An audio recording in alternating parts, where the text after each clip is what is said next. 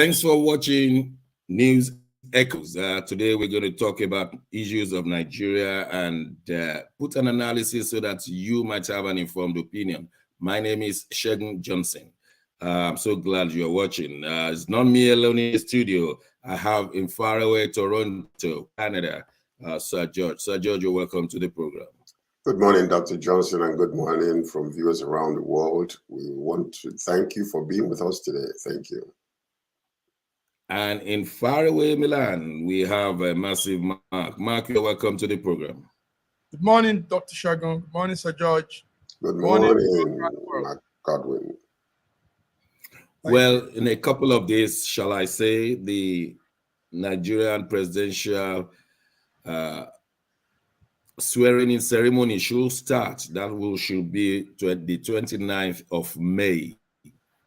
Before we get to that, the president-elect must be properly approved.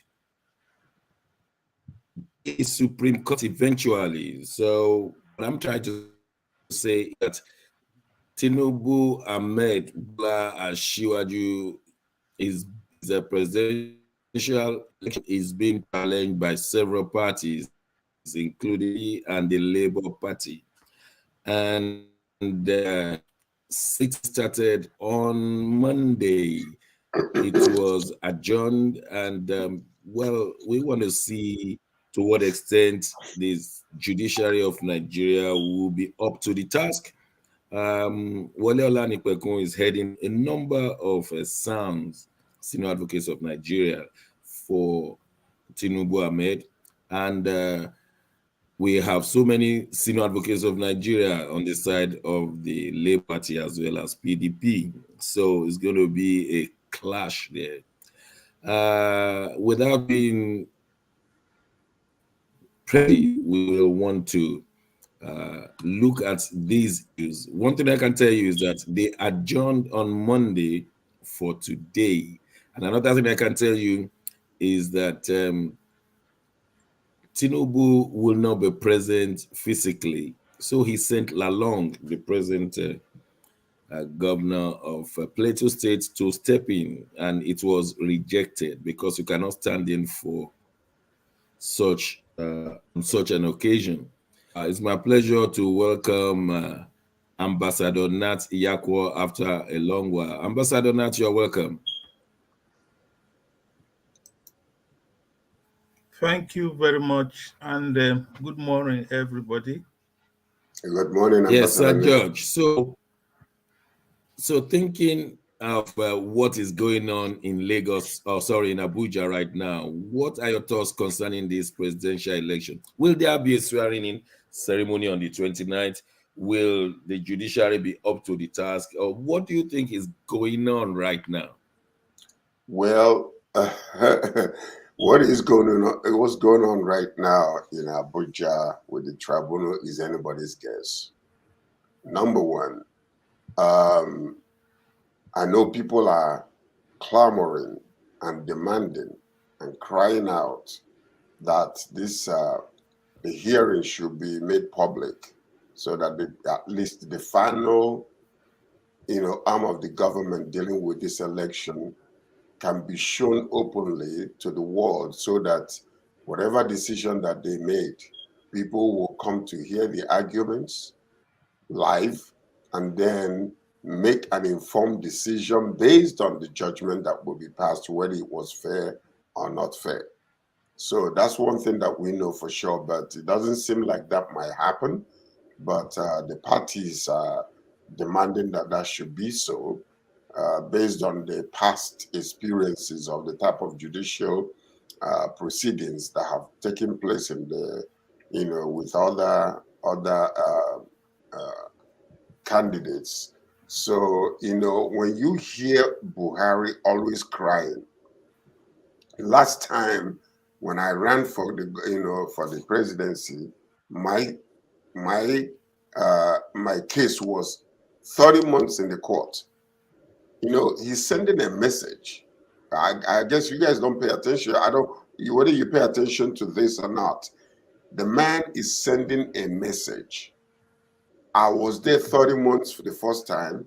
Second time I was there several months. And what it meant was the case is still in the court. Why the administration of the president-elect, he was sworn in and he kept on going. So most of those cases were not even finished until the administration was finished. So he was sending a message. But what we are saying right now, this is a different time, because what is happening with the government presently is Ahmed Tinubu was the chairman of APC during 8 years ago when Buhari was sworn in. After the visitation of John Kerry from United States of America and had a meeting with Ahmed Tinubu and Buhari, the election 8 years ago was over. So Tinubu chaired that and chaired 4 years ago. So in his mindset, a Milocon or a Milocracy, as they say it, is now his turn. Therefore, there should nothing should interrupt his own.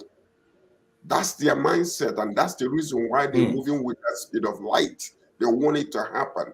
Let me get in. Nobody can stop me after I get in. But what people are trying to do is let not be any sworn in until the case is finished with the tribunal.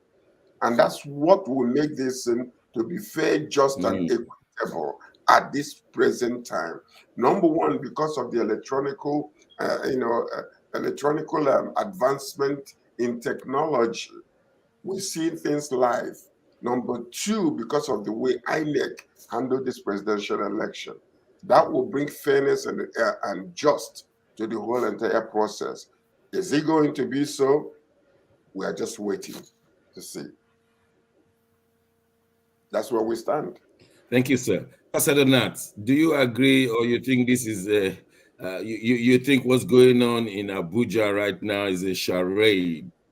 Tinubu is signed, sealed, and delivered, and we should not waste our time and money. What's your point? Thank you very much for this opportunity. If we go by the Nigerian Constitution 1999 as amended, there is nothing in the Constitution or the electoral law that stops the swearing in of a president by May 29, 2023. There is no law in the Constitution or the electoral law. The implication is, if after May 29, 2023, nobody is sworn in as the president of the Federal Republic of Nigeria,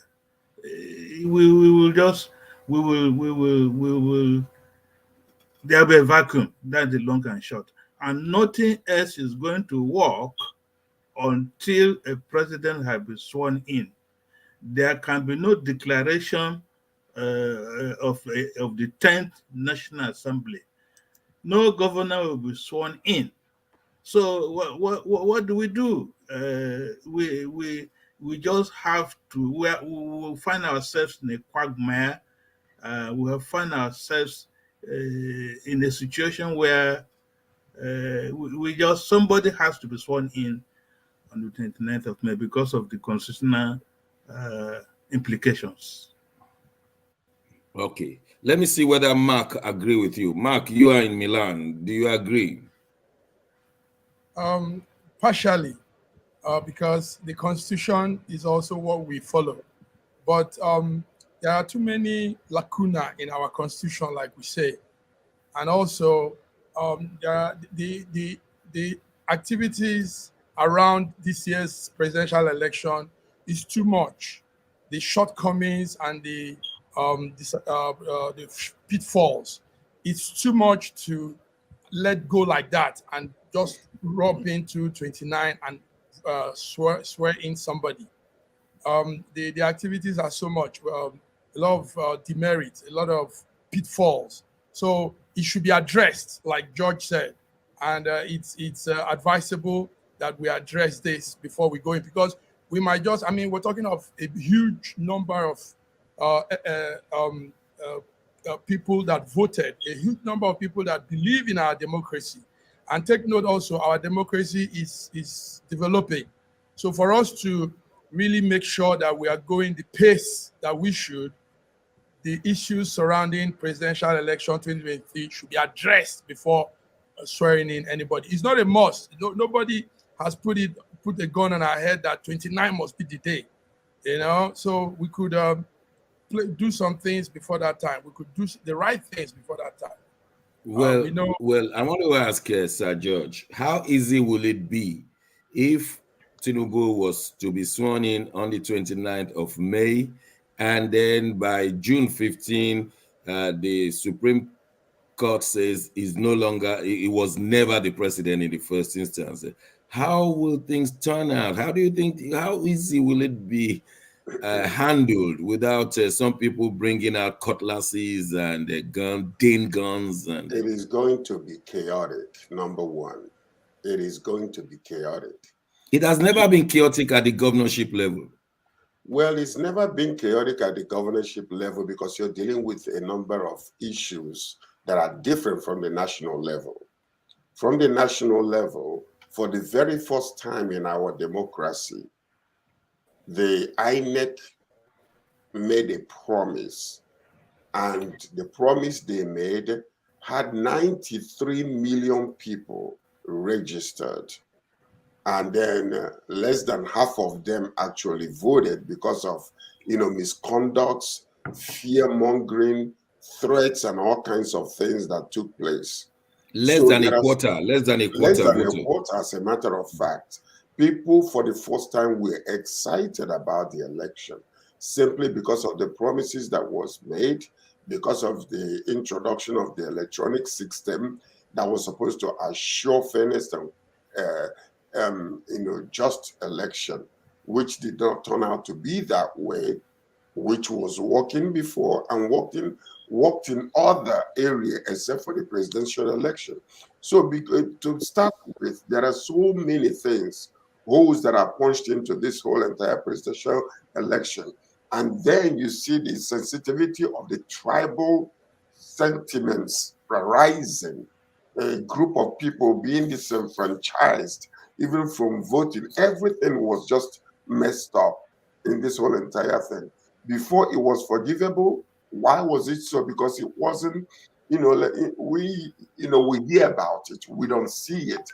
But now we've seen it, we've seen the process, we've seen, the mess that is involved in the corruption that is in the whole process. So if you do that, I believe that the best way to keep peace will be to extend. If the tribunal cannot finish the case by 29th, they might have to find a way to extend it, because if Ahmed Tinubu gets in, it will be practically impossible to have him to step down. It will be chaotic. There might be a civil war if we're not careful. Don't forget that there is a leash is already put on these young people, telling them, please be peaceful, let the process take his yes. So now, but once once they swear him in, and then all of a sudden there comes to be a judgment. And what is going to happen? Let me tell you something. What all these international countries that are doing, that are already calling and congratulating him and all this type of stuff, what they're trying to do is to keep peace in Nigeria. They're not much interested in the justice.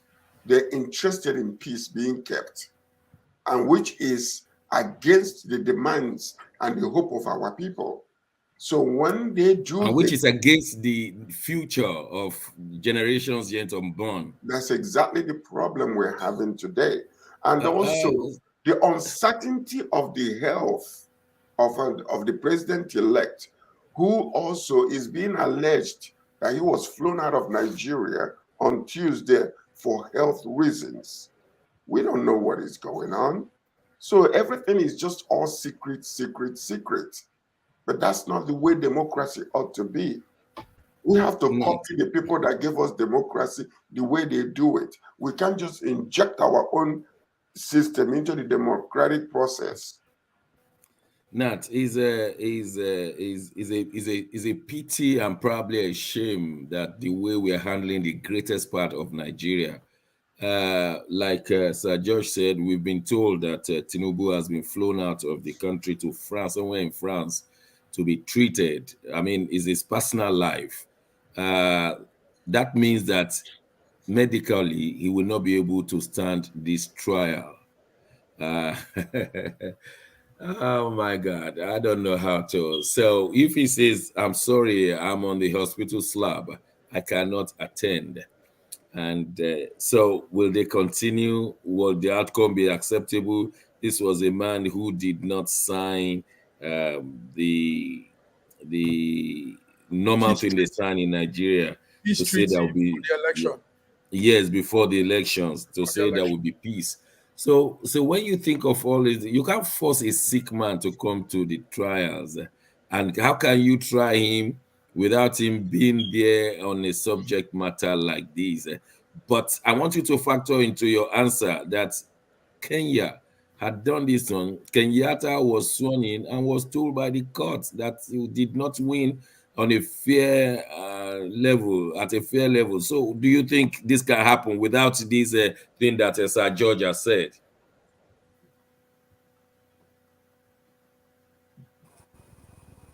Not. Good Well, morning, okay. everyone. You see, the the judiciary in Kenya and the judiciary in Nigeria are different ball games. The integrity of the judiciary in Kenya and Nigeria also are miles apart.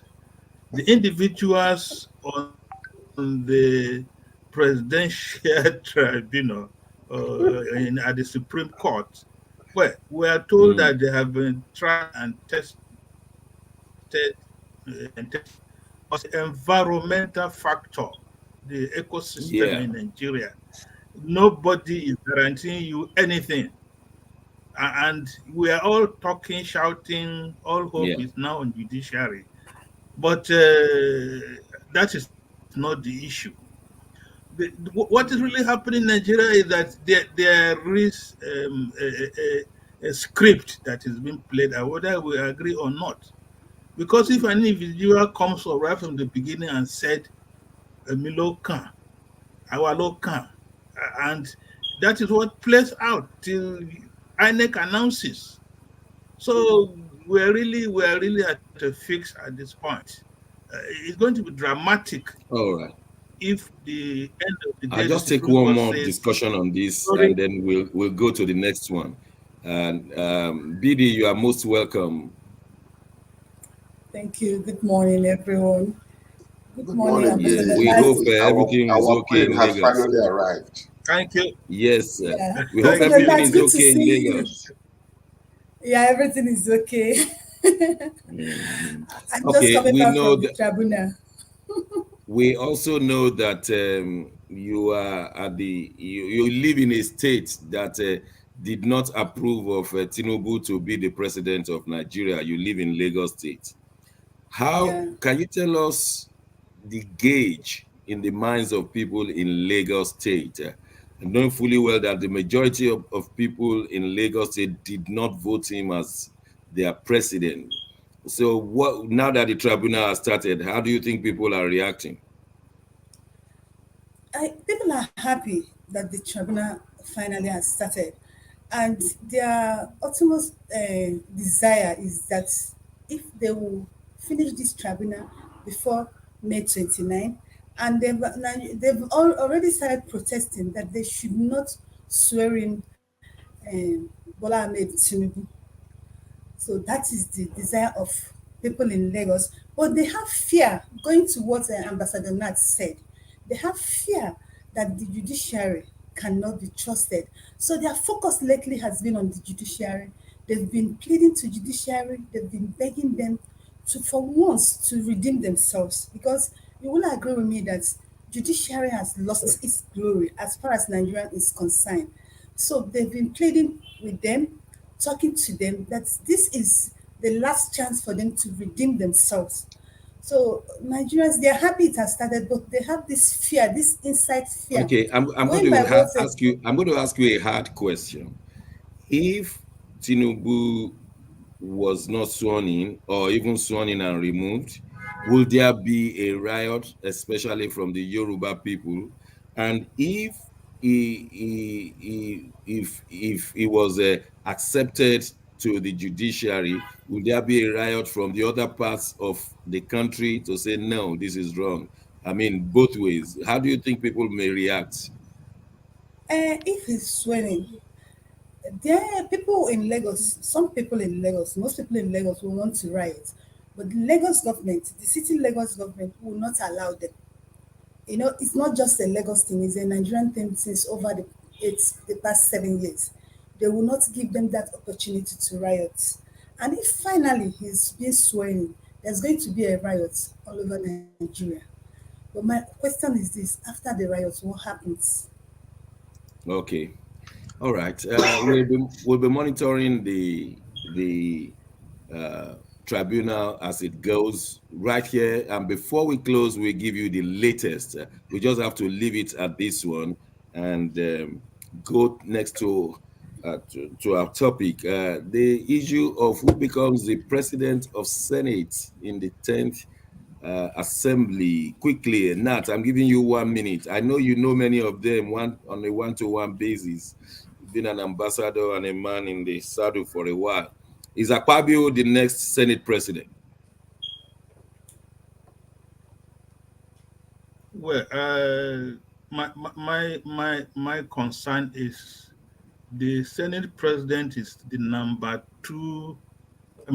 three citizen of Nigeria, and he should be seen to be coming to that position with clean hands, with equity.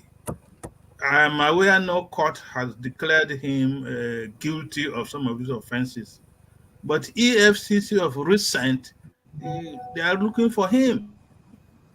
It's like during Obasanjo's regime, where we had five Senate presidents,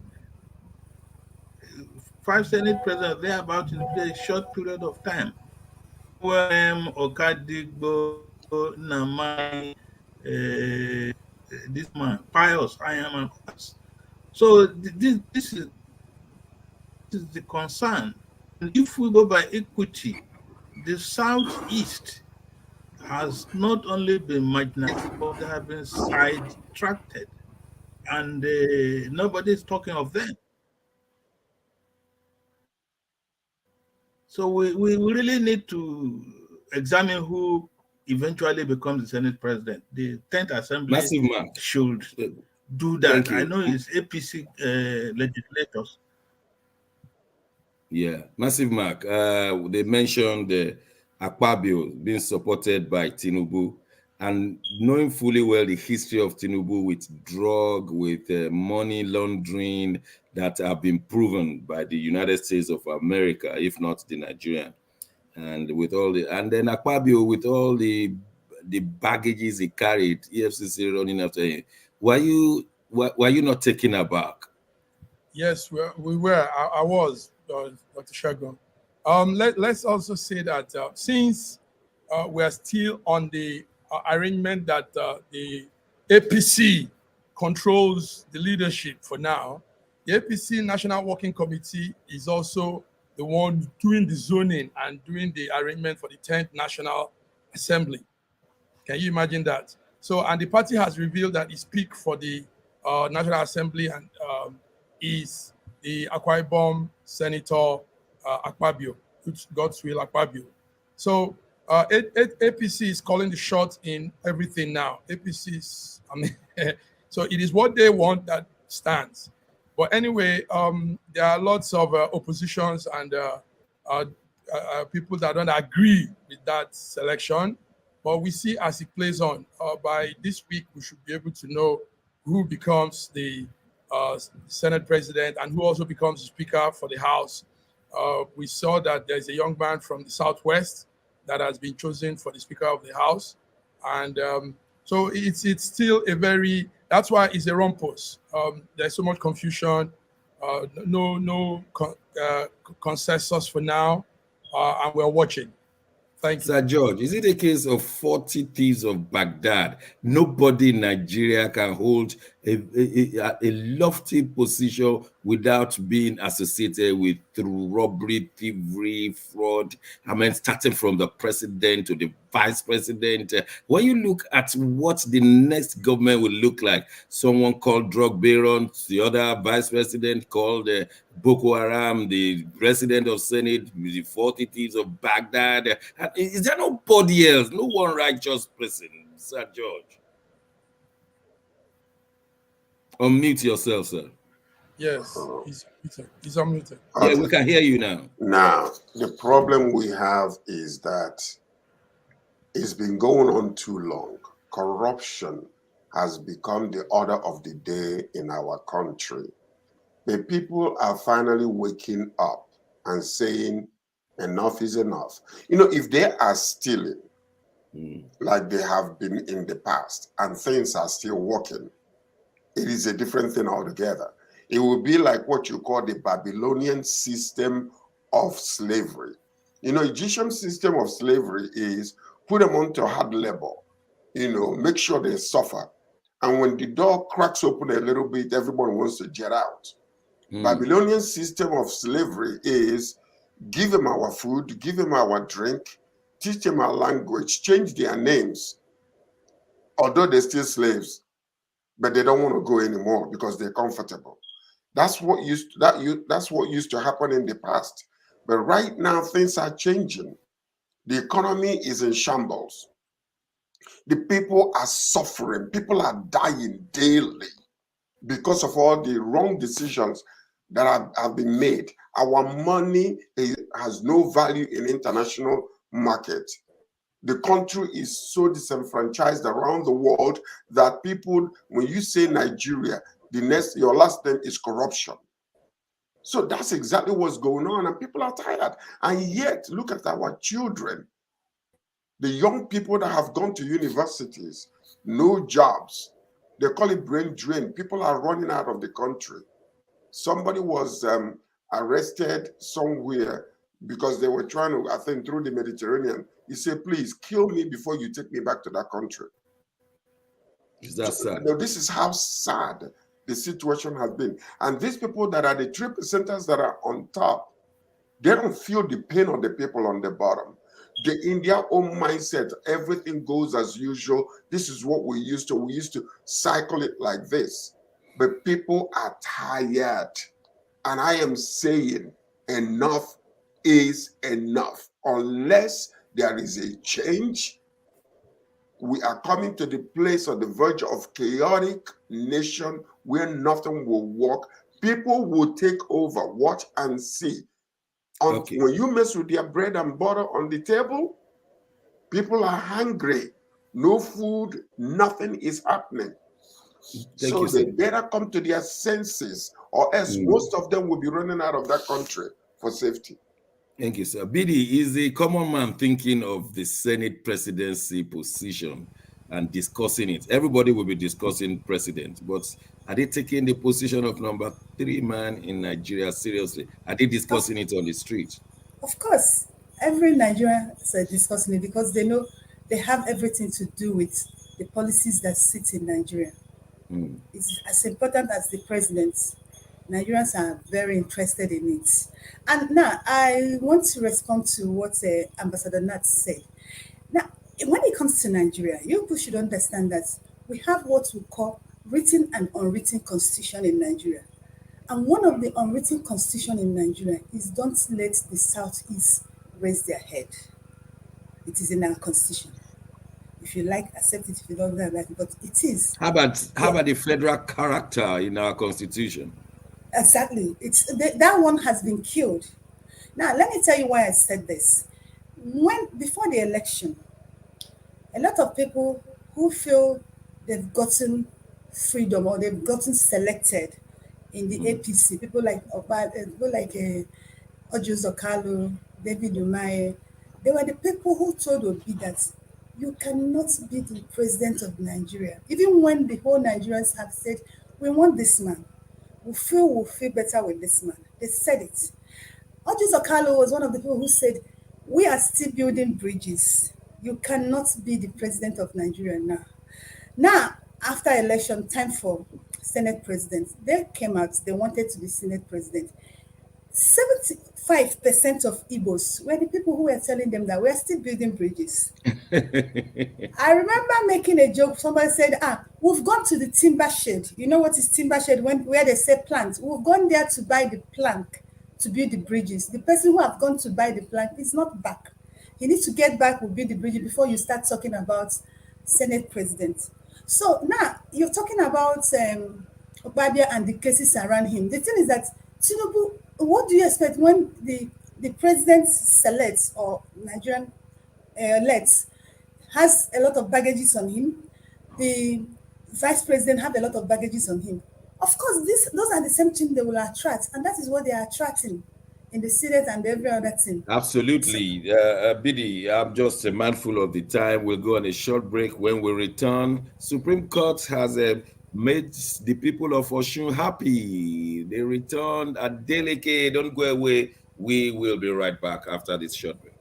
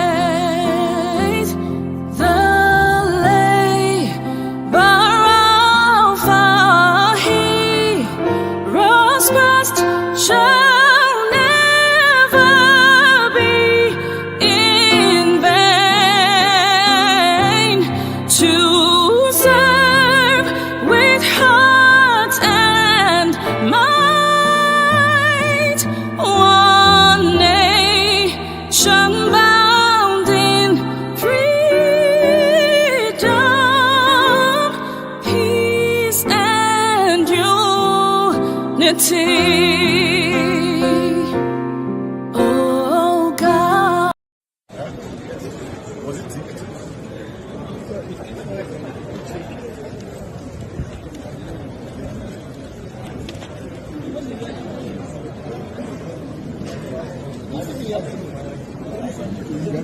I know for him that way is a very good example.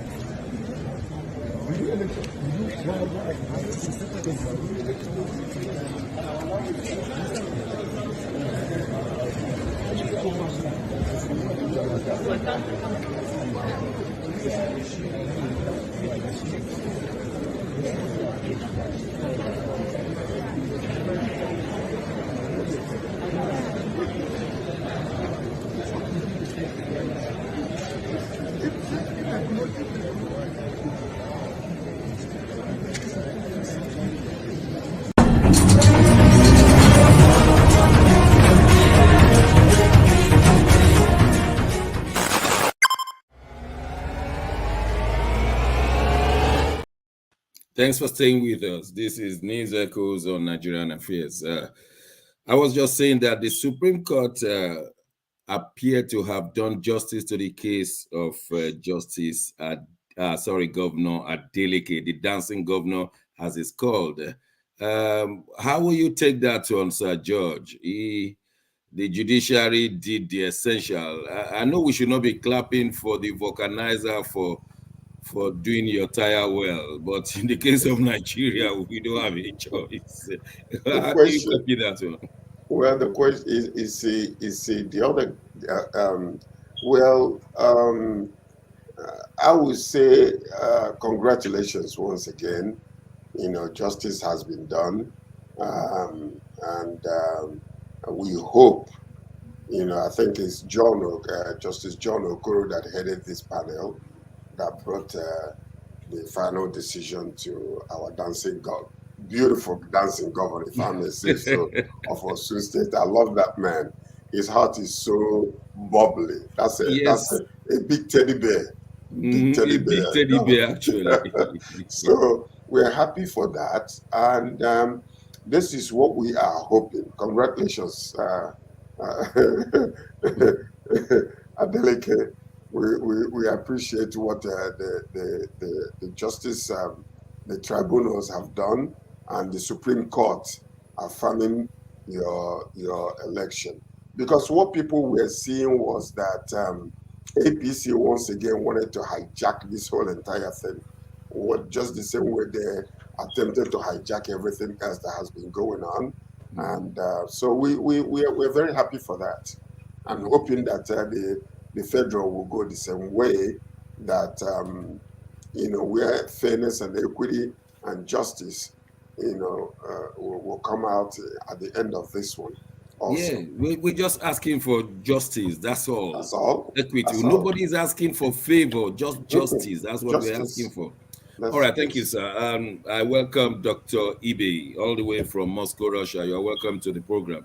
Sanat, you know. Thank you so much for having me. Yes, sir. Sanat, you know the implication of Osun State being lost to the PDP, and Tinubu was defeated there.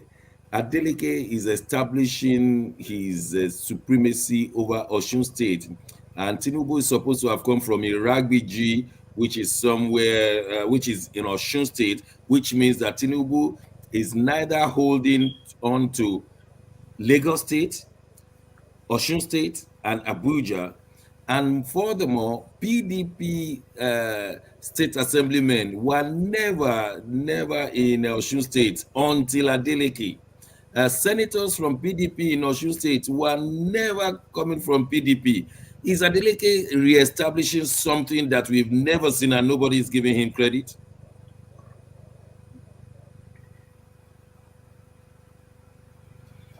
Me? Sanat, yeah. Yeah, okay. When you talk of Osun governorship 2022, and now we're in 2020, it is actually the where we are today was started by late Isiaka Adeleke, the first civilian governor of Osun State, the senior brother to Ademola Adeleke. And he had this phrase, Ferubawan, and Dr. Johnson will understand that more. Yeah, I'm trying to translate it. It means literally frighten them all or be afraid of me, something like that. Yeah. Yeah. So the Adeleke dynasty now in Osun State and the politics of Osun State, you cannot sidetrack them. You cannot ignore them. They have come to stay. And the Adeleke Ademola was denied the governor there, and he's coming back. Went to America for a degree program. He's back, and the Supreme Court has declared him as the governor that won the elections. But really, what happened? The tribunal, the election tribunal, did the job for them, because you remember the chairman of that tribunal was bringing in this what do you call this dance man, Kiss, was bringing in that the man is a dancing governor. He can't be governor of Osun State. And this is what worked out for Ademola Adeleke. He went to appeal court, same thing, and I couldn't have seen the Supreme Court say anything else to discredit the appeal court. And so the PDP now has a card to flash around, even with the presidential. So Tinubu lost in Osun State, didn't he? He lost woefully and he was disgraced. That's the long and short. That's the long and His short. brother, his brother Oyotola was shown, was disgraced. Yeah, I'm just trying to Tinubu show the himself was world. I'm trying disgraced. to show the world that the Southwest is not as cohesive when it comes to this tribal jingoism. The Southwest is not for Tinubu the way people are portraying it. It's just the vocal minority who's supposed to know better, that are projecting the Yoruba people as a tribal bigotry people. And I mean, Osun State was very, very clear. Aregbesola was instrumental to Adeleke winning. But then, let me ask my colleagues, Mark, how do you see that? Yeah, that's a very insightful thing to say, Dr. Shegun. Of a truth, the Southwest are not truly in politics. They are not. They are not really very tribal like a lot of people think. But there are still some tribal-minded ones. So the presidential election showed it. Most of the Southwest states didn't vote for APC. They didn't vote for Tinubu, and we are seeing it play out now in Osun State. Osun State, the Supreme Court on Tuesday affirmed Governor Ademola Adeleke as the governor, and following a lot of verdicts, as we saw. So Adegboyega Oyetola has to really take a seat behind and probably join hands with him, because the governor even said that yesterday, that he's opening up his hands to Oyetola to whatever ways they can cooperate together and work together because it's for the benefit of the state. And you see, that's what the African man don't understand. We fight ourselves for things that are shared prosperity, shared good, and we fight ourselves and end up not having, nobody gets any benefit from it. Nobody enjoys anything. So Oyetola needs to put down his sword and come on board and see how he could help in the progress of the state.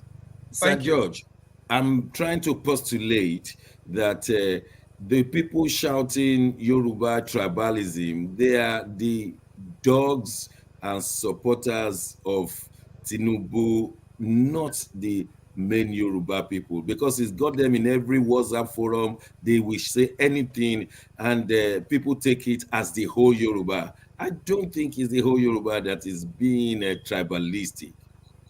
No, at large, at least I can say 95% of Yoruba people, they don't give a care. These are enlightened people, and they know they've lived with other people from different states, especially Igbos, because who are what I call, they're travelers. They're all over the world. They're all over the place. So I don't consider Yoruba people at all. What I see is empty vessels that are making a lot of noise because of the stomach politics. That's all it is. You feel like you're going to get money, therefore you start shouting. And what happens a lot is evil communication can corrupt good habits. That's when you right. start shouting I agree with that and one. shouting, I agree with that one. even the good ones will draw back because they don't want to get involved. Do you understand what I'm saying? Because so that they don't kill you, they don't boggle you, yeah. Exactly. But at large, no, come on. We know them. We intermarry. We all over the place. I grew up with them when I was growing up. Even going to school. They are here with us. We know we work together in the administration of our local government here. So they're not. I did my youth service at Anambra State, and that was many years ago. And one fine girl like BD was my girlfriend there. Dr. Shegun, let me also say that, in fact, presently, those championing good governance, a change, those championing the LP goal, the LP vision are Yorubas. Yes, they are Yorubas. Yeah, many Yorubas are LP in Lagos. Can I explain this to you people better? Please do. I was coming to you, but Mark did not allow me. It's okay. Go on. See, Very The polite. thing is about this tribalistic and this thing is this. We live in Lagos, we understand this. The people who are more tribalistic in this, who are Yoruba, are the hooligans. Sorry, I have to say it the way it is. Yes, go They on, are the, go on. Yeah, the they hooligans. are Yeah. the hooligans. They are not the Yorubas. The real Yorubas, the elected Yorubas, the informed Yorubas don't get involved in such thing. They are very objective when it comes to things. But the hooligans, unfortunately, you know the work of the hooligans. They are more violent. They are more hostile. They are more outspoken. They are more dare. You understand? So Yeah. few who are not hooligans, who don't have a stand, who don't believe in something, because of the poverty or the economic situation of the country. Do you understand that? Then they now weigh what I'm to gain and what I'm to lose. Do you understand? So they get carried away by these few hooligans who are doing this. I will tell you that majority of real Yorubas don't get involved in that. I'm telling you, they don't get involved with what all these hooligans Yorubas are doing. It's not. I have wonderful Yoruba friends, and we are still friends till today. We might disagree in our views, but it doesn't come to being tribalistic or coming against someone or trying to be brutal or trying to come to someone's life. No. The people who do this thing in Yorubas are the hooligans, not the Yorubas. So, Okay. people who don't understand, who don't live here, then they'll not call them Yorubas. No, it's not. Yeah, I know. These are I the know. hooligans. Still Somebody, talking somebody about asked me, what about the graduates, the professors? I said, for the fact that you went to school does not mean that you are read.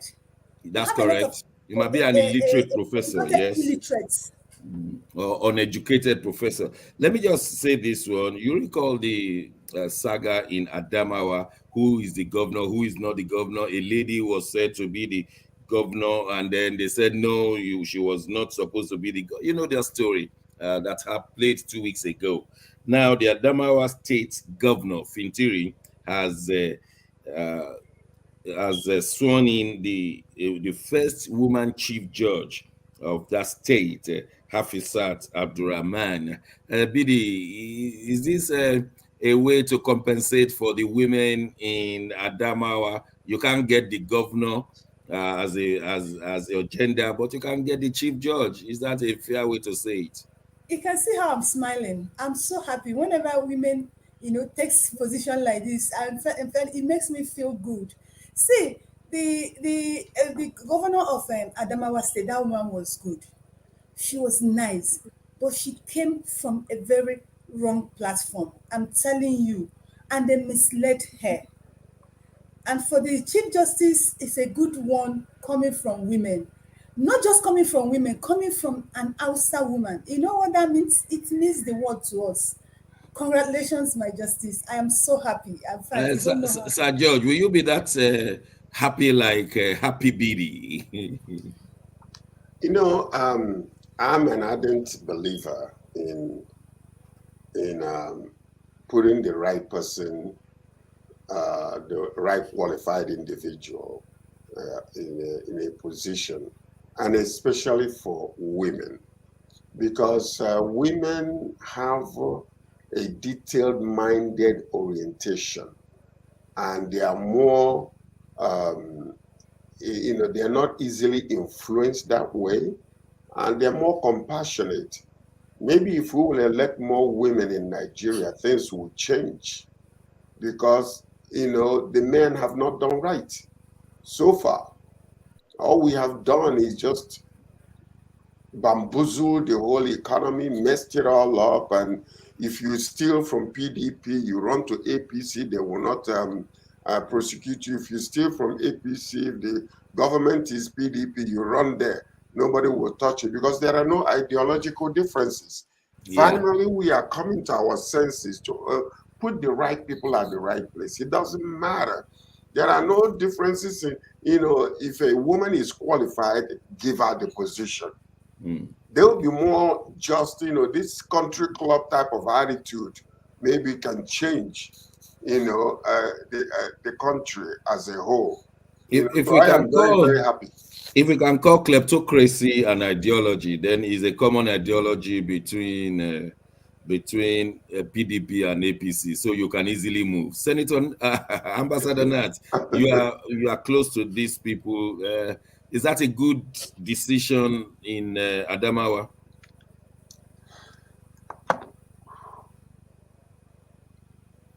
Ambassador Nat. No, it doesn't really mean anything. This is an appointment on merit and seniority.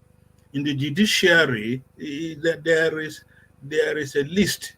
You know who will get what and when. And this woman, now that she's accepted that appointment, it has become a political appointment. She has to do the bidding of the governor. You think so? Never can say these women can be tough at times. Shocking. Yeah. Okay. I will just I will move from one woman to another. Let's move to another woman who appeared on. Sorry. Let me say something, Dr. Shagun. Quickly, okay, say something quickly. On the first note, we were studying the female Supreme Court justices, and it's not bad, but it's very low percentage representing the women. The Supreme Court has a total of 13 honorable judges. Just 4 are women, and that doesn't really help that gender thing. So, and also, Ambassador told us it's about superiority. It's not about gender. If you have been there before the men, fine. If you are not, fine. But I think they should also consider. Africa is yet to come into this gender accepting thing. There's still so much muscle and struggle trying to balance bringing the women into key positions of leadership.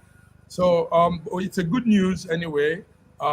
It's a good news to have. Okay, it's a good news, and we should go and help the women at the bottom of the pyramid. You should not shunt them at the beginning. Otherwise, it gives us a problem. Anyway, I want to talk about this young lady who represented Nigeria and indeed Africa at the coronation. Her name is Tiwa Savage, and Tiwa sang like a queen, and the queen she was, and many people applauded her more than Queen Camilla. How many of us still remember the song? She sang a song connected with Ekoile, and it says, Bailan Shebebele Ekoile. Bidi, take it off from there. How did you find Tiwa Savage on that day?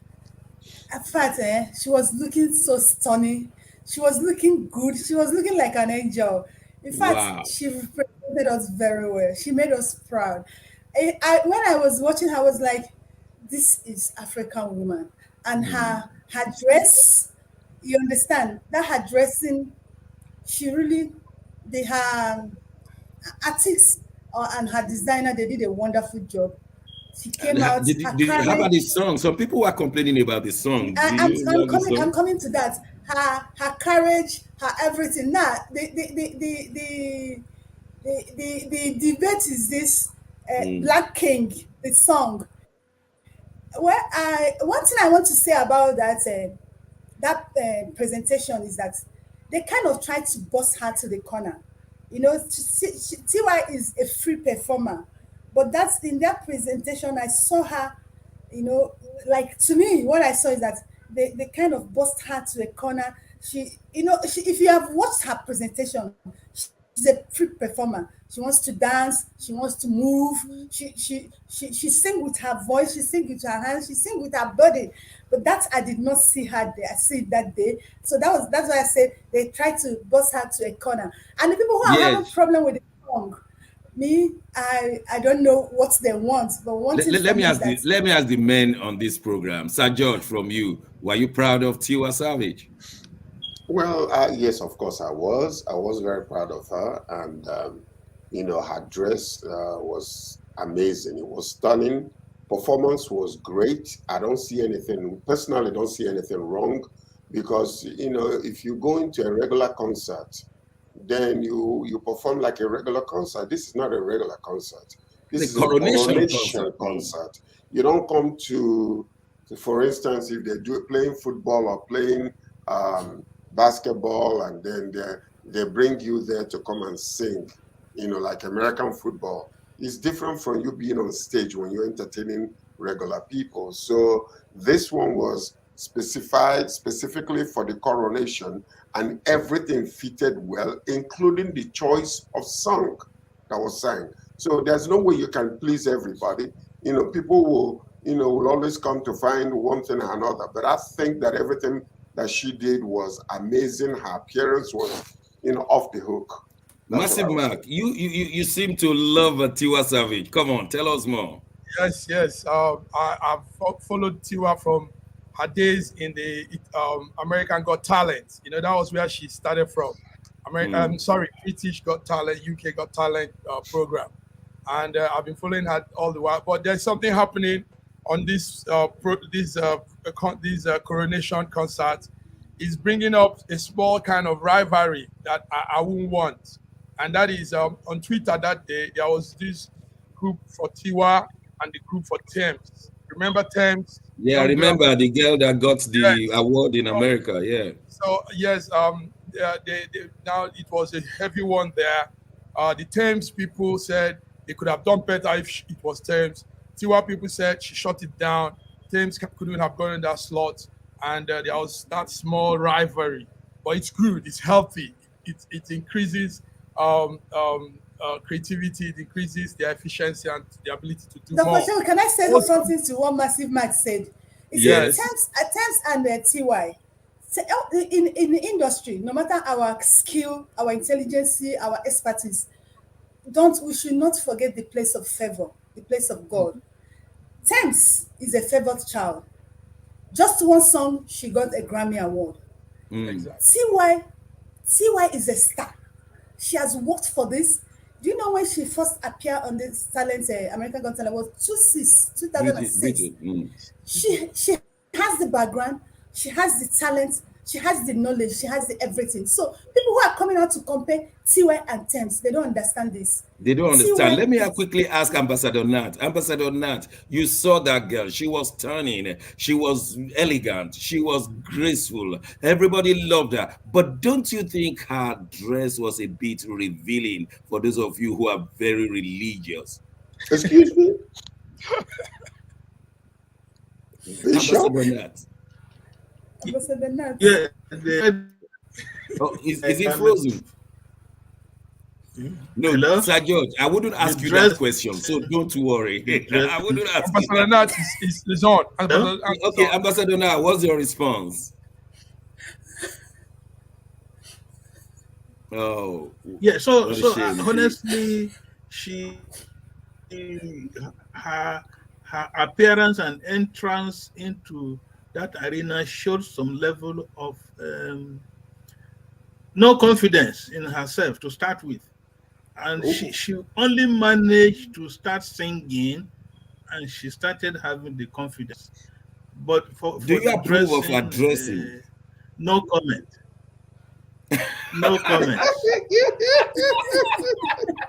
Biddy, take it on to the end of the program. Tell us more about Let Tiwa. me tell. How do you wait? Were you expecting her to tie rapper? This is TY Savage. This is star of Afrobeats, an African queen. I don't know why you were expecting her. Or maybe probably we could have gotten a leave. Biddy, there's something where George and I have said once on this dressing thing for our artists. They are representing Africa. At that point in time, she's not Tiwa. She's representing a continent. She's representing a people and the nation, Nigeria. It's also good. They bring in our culture. I mean, designers these days. Sir George, I'm going to give you the last sentence on this one. Out of 10, Sir George, what do you give Tiwa Savage? Out of 10. In actuality, the dress they made for her, out of 10, I will give her 8. But in actuality, the dress they made for her was stunning.